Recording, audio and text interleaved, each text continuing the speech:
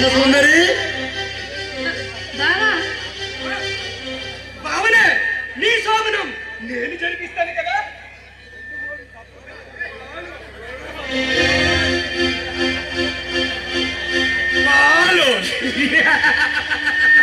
పాపం తాగే అదృష్టం ఉండాలి కదా వాడికి.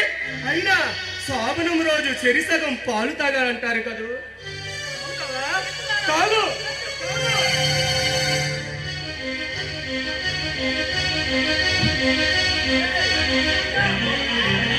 భగవాన్, నీ మరదల పిల్ల ఏం చేసిందో తెలుసా?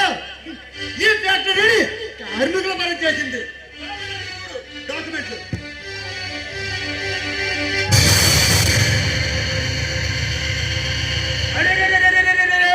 అంత పని చేసిందా నా మరదల పిల్ల? పిల్ల వాళ్ళే లేనప్పుడు ఆ ఫ్యాక్టరీ వాళ్ళకి ఎందుకు చెప్పు?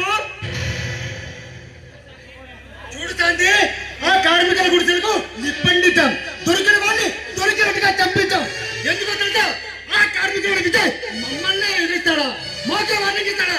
అందుకే వాడికి ఈ గతి పట్టించాం. మీరు అసలు మనుషులా పశువులా? శాంతి, నీకు విషయం చెప్పాలని చాలా ఆతృతగా ఉంది. చెప్పనా?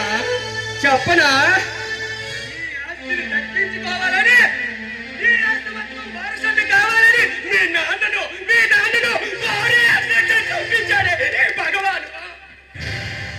బావా, నా తండ్రిని నువ్వు చంపించావా? అంతేకాదు, కార్మికులకు కావాల్సిన జీతాలను కూడా నా జీతాలుగా వాడుకున్నాను. మీ పాపం పండే రోజు దగ్గరలోనే ఉంది, ఇది గుర్తు పెట్టుకోండి. చూడు శాంతి, నా జీవితంలో అశాంతి సృష్టించి నాకు అందవలసిన అందాన్ని ఆస్తిని దక్కకుండా పోతే ఊరుకోవడానికి నేనేమన్నా వాజమ్మని కాదు, పోరమ్మని కాదు. ఈ భగవాన్, ఆ భగవంతుడైనా నిలబెట్టగల దమ్మున్నవాణ్ణి. ఏ ధర్మరాజ, చించల్లా తాగితాన్ని. నువ్విప్పుడు కన్నీగా చావడం నాకు ఇష్టం లేదు. ఇప్పుడు నిన్ను శోభనం చేసి చంపుతానే. భగవాన్, మనం అన్ని కలిసే చేసాం. దీంట్లో కూడా నువ్వు కూడా ఖరాబ్ చేస్తావా? అయినా 5 పాండవులు కలిసి ఒక ఆడుదాన్ని రేపు చేయగా కానీ మన ఇద్దరం ఎక్కువైపోతాం రా దీనికి.